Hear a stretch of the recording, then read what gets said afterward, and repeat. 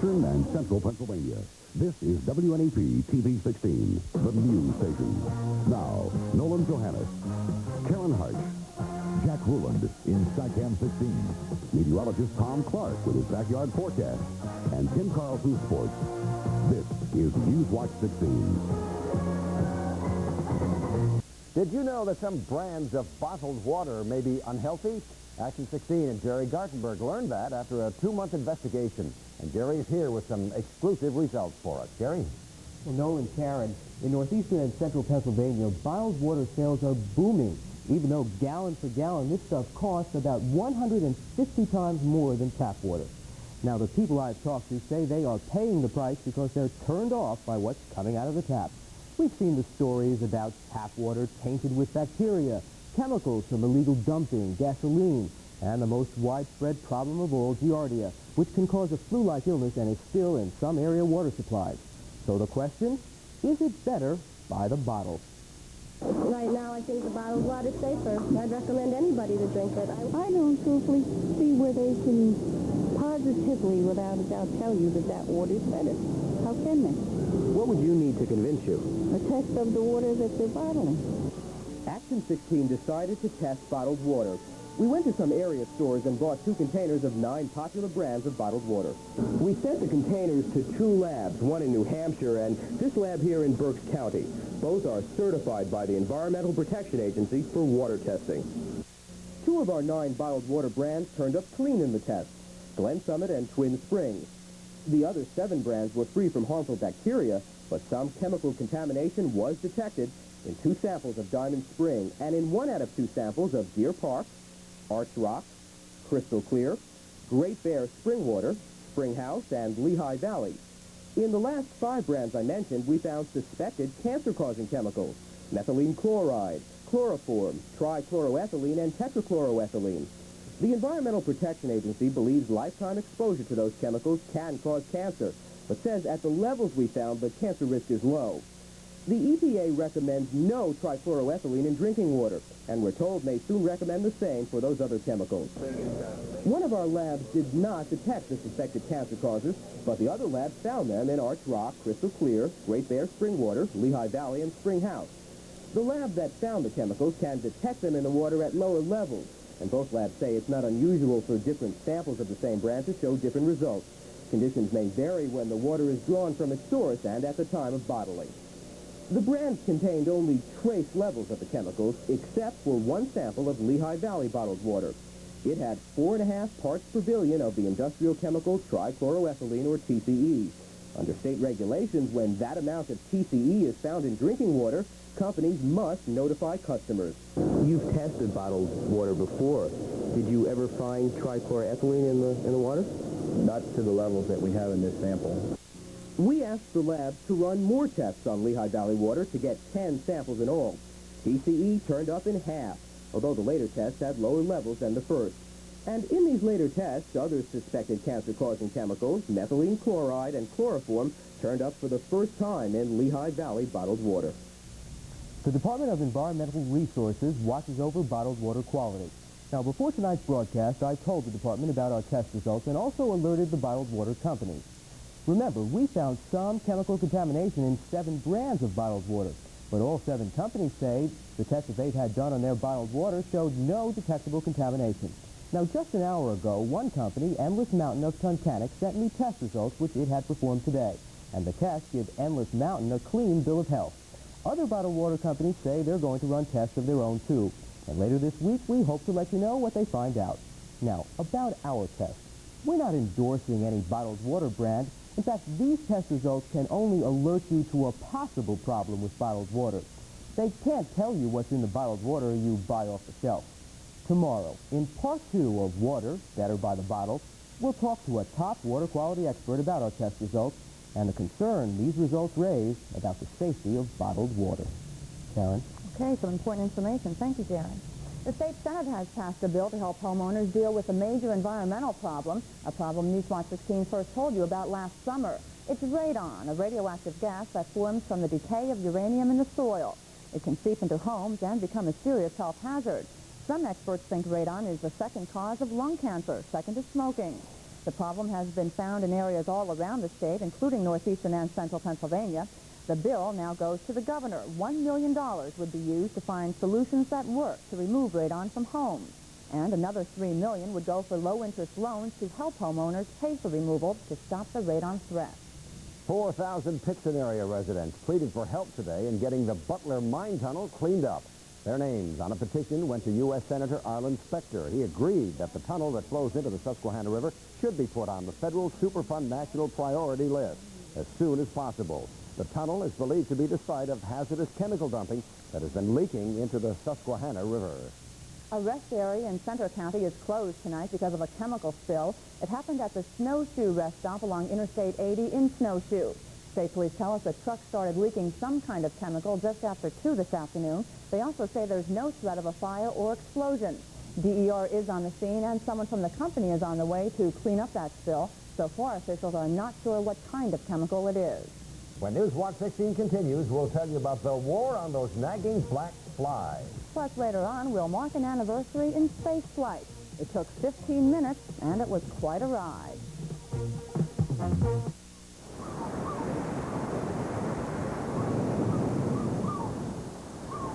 Swimsuit competition begins soon. And everyone will be looking at you.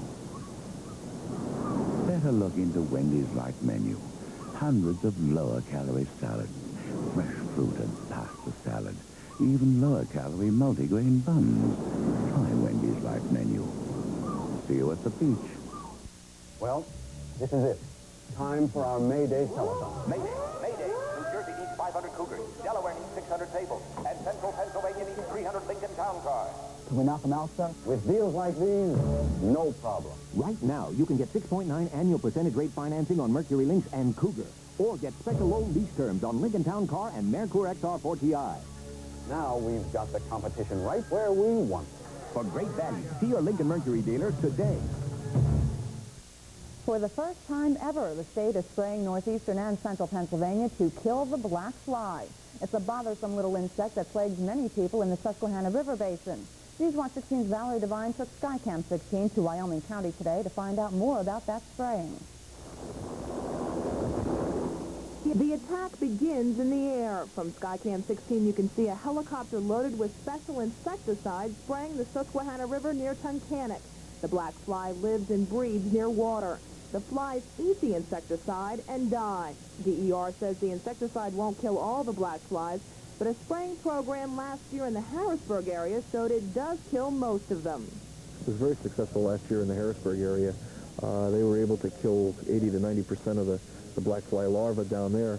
And with more counties this year participating, including Wyoming and Luzerne in our area, we're hoping that we can be as successful as that program was in Harrisburg. 17 counties will be sprayed for black flies this summer. DER says the insecticide used isn't harmful to anything except the black fly.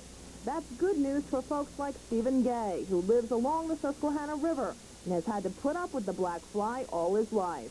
This summer it's quite bad. They're all over your eyes and ears and nose, and you put your hand up in the air, why, they'll circle right over that. That's about the only way you can get rid of them. The aerial attack against the black fly doesn't end today. DER will continue to spray the Susquehanna and Allegheny River basins every 10 to 14 days through the end of the summer. Valerie Devine in Skycam 16 over Wyoming County. Living in and around the Pocono Mountains has a lot of advantages. Foremost is the Village Squire Restaurant of Blakesley, located on Route 115 just south of Blakesley Corner. Come and experience true mountain hospitality with elegant dining in the main dining room. You know, Mother's Day is just around the corner, and the Village Squire offers an excellent Mother's Day special. Full dinners start at $8.95 with free gifts and desserts for every mom. The Village Squire Restaurant is truly an oasis waiting to serve you. Come and try it soon. Look for the Sure Save stamp of approval, and you'll find great weekly specials like these. Lehigh Valley Farms ice cream, half gallon, $1.79. Sure Fine Sugar, 5-pound bag, $1.29. Lehigh Valley Farms orange juice, half gallon, 89 cents. And fresh ground beef, 99 cents a pound. When you want the very best, look for Sure Save. Look for the Sure Save stamp of approval at a locally owned supermarket near you. They did it again. The most frequent winner in our Newswatch 16 weekly news game this school year has been this class of Lackawanna County 10th graders at Mid-Valley High School in Troop. For the 5th time this year, these young people answered more of the current events quiz questions correctly than any other school. Their teacher is Mike Dudek, and to all of them, our best wishes. Runners-up last week, members of a Coughlin High School class in Wilkes-Barre. Well, it sure felt like summer out there this afternoon. Boy, what a day, Tom. Mid-80s, Karen. Oh, man, it was incredible. Beautiful afternoon. We've had a few clouds come over now, and as you can see, there's a light breeze blowing in our backyard. A very comfortable evening. Not much chance of rain tonight, and again tomorrow, the best chance coming on Wednesday, it looks now.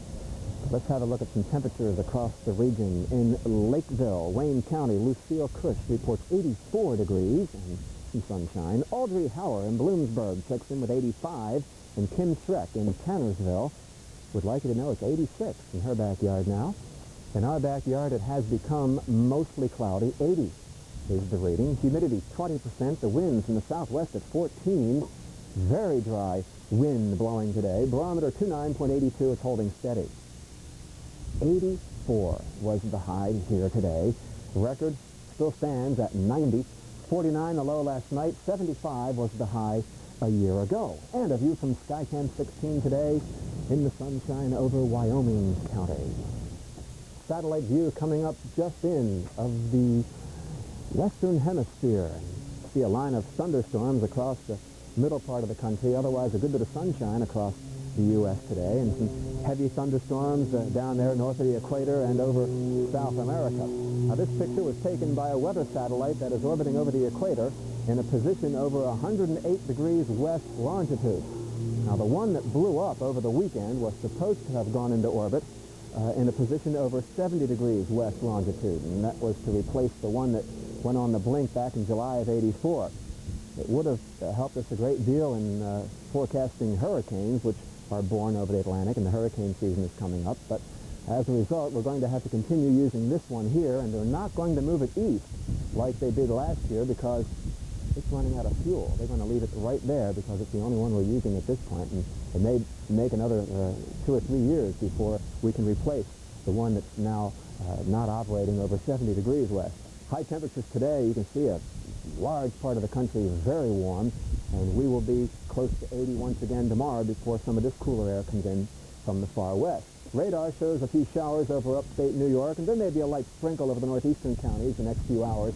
Otherwise, dry weather to the west, and I doubt we'll have any rain here tomorrow. It'll become clear later on tonight, some of these clouds just drifting on through, and they'll be out of here before too long. 59 in Towanda, West Wyoming 57 tomorrow morning.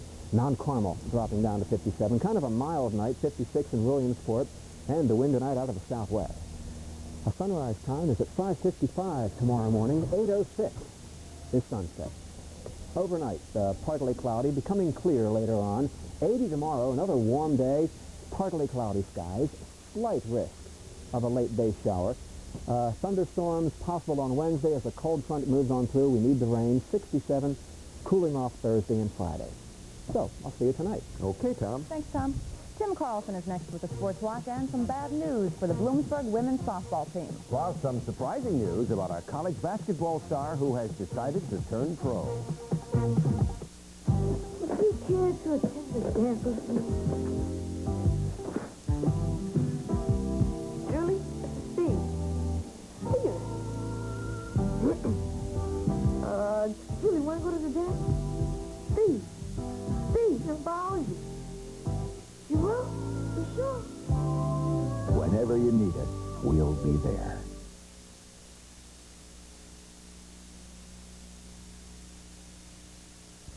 Have you driven a Ford? Ford knows what America wants and is holding the line on new car prices.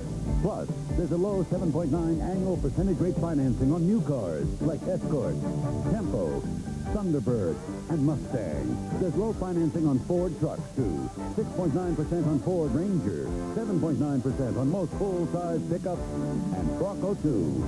See your Quality Plus Ford dealer for details now. Some elementary students in Wilkes-Barre had a chance to see Geisinger's Lifeline helicopter up close today. Lifelight, a kind of emergency room in the air, is making stops at schools in our area over the next few days. We caught up with the chopper this morning at St. Nick's St. Mary's School here in Wilkes-Barre. This helicopter is very familiar to one of the kids. Gina F. Tevitz had to be life-flighted to Geisinger Medical Center in Danville after a car accident. She recently returned to school. Gina will be one of our featured miracle children at the Children's Miracle Network Telethon May 31st and June 1st. WNEP will once again be at Geisinger Medical Center for this important event. And the sports is next, and the NBA has a big game today, I guess, right? Yeah, and the loss is to the college ranks, unfortunately. Remember a few months back when basketball college player of the year Walter Berry from St. John's University said he was absolutely not going to turn pro before finishing college? Well, it seems Mr. Berry has seen big dollar signs in his sleep and changed his mind. In March, the 6'8" center said he'd be back for his senior season at St. John's. In April, he reaffirmed the decision, but today he announced he had sent a letter to the NBA before the Saturday midnight deadline and went hardship. It's possible Berry could be the #1 pick in the NBA's June draft. That all depends on Sunday's NBA lottery drawing when the 7 worst teams draw for the first pick. Big Walt joins NC State's Chris Washburn, William Bedford of Memphis State, and Pearl Washington of Syracuse, who dumped college to turn pro. And speaking of college kids going pro, a week ago, Todd Moles, Penn State's big offensive guard, was not taken in the NFL college draft. But that's not the only way to get into the NFL. There's the free agent route, and that's exactly how Moles, who we talked with on draft day, intends to go pro. Todd will be going to the Indianapolis Colts spring minicamp May 19th. Now, why Indianapolis? Well, Moles thinks he has a good shot and an offensive line job there. So we wish him the best of luck. The former Myers High School star and Penn Stater going to the Colts, hopefully. Good news and bad news for the Bloomsburg University women's softball team. First, the good news, of course, the Huskies breezed through the Pennsylvania Conference Championship tournament over the weekend. Listen to this. They outscored their opponents 18-2 in 3 games, and they won their 4th Pennsylvania Conference title in a row. Their record now is 38-3. Now, the bad news. In spite of the Huskies' super record, their #5 national ranking, and being the top seed in the NCAA East Regionals, they'll have to go on the road to play the next round. The folks of the NCAA decided to send Bloomsburg to Lowell, Massachusetts. Why? It's a good question, but sources tell me the folks at the University of Lowell in Massachusetts offered big bucks to host. You draw your own conclusions. A lot of so-called baseball experts picked the Mets to win the National League East this year, but who'd ever thunk they would have gotten off to this kind of start? They're in first place, 5.5 in front of Montreal, 7 ahead of the Phillies. Their record, 16-4. They've won 14 of their last 15. Yesterday, the Mets added to Cincinnati's early season woes and to their worst record in baseball. Darryl Strawberry with 2 homers, a 2-run job in the first, and look at that shot there. Again in the third, the Strawberry Sunday homer. The Mets won at 7-2, Cincy's 8th straight loss. The Phillies finally snapped out of the doldrums, beating Atlanta at the vet. Kevin Gross with a nice and nifty 4-hitter. Phils with a 4-run fourth. And you see Glenn Wilson with the sac fly made it 2-0. Then Steve Jeltz with the bases loaded double scored all 3 runners. The Phils won it 5-1 over the Braves, the Expos, and Philly tonight. And how about the Yankees losing 2 of 3 to Texas in New York? And guess which team is percentage points ahead of the Yanks in the AL East? Cleveland. Yeah, those tough guys from the Tribe. Ron Guidry finally losing for the first time in 4 decisions. Larry Parrish, the big guy, and the Yanks lost it yesterday. They will be in Chicago tonight. Cleveland in first place? Are you kidding me? That's true. Not for long. Oh, okay, Karen. We'll see tonight. Yeah, all right. Thanks, Tim. you. Cleveland. Stay with us. We'll be marking the 25th anniversary of an important step into space. Many will remember the excitement of America's first man to fly beyond the limits of the Earth. We'll have that next. I read about it. I saw it on TV. Well, finally, it sunk in this thick skull. There are things I can do that may help prevent cancer. That's what the National Cancer Institute believes. They say a high-fiber, low-fat diet may reduce the risk of some kinds of cancer. So I made some changes. Like eating All Bran, the natural high-fiber cereal from Kellogg's. It's nice to know there are things I can do. Kellogg's All Bran. For more facts, call the National Cancer Institute. Toll free. Hey, Doodle Doodle. A cat with a fiddle picked a hand in his value pack. 3 bonus fries, large Coca-Cola, and McDonald's Great Big Mac. Rub-a-dub-dub 3 men with a tub with 3 different value packs. $2.85 with McDLT to 75 quarter pounder with cheese with Big Mac. So little Jack Horner, get out of your corner. Get McDonald's value pack. But just be nimble, just be quick when the offer ends. That's it. Finally tonight, 25 years ago today, our nation's collective spirit soared with Freedom 7 as the Mercury capsule carried the first American into space. Astronaut Alan Shepard rocketed into the history books on his 15-minute, 302-mile trip down the Atlantic missile range. He was beaten by about a month by a Russian who became the first human in space. Shepard is a native of New Hampshire. He was 37 years old at the time of his space flight. Ironically, another 37-year-old New Hampshire native, Krista McAuliffe, was among the 7 astronauts killed in the Challenger explosion. In the past 25 years, space travel has changed dramatically.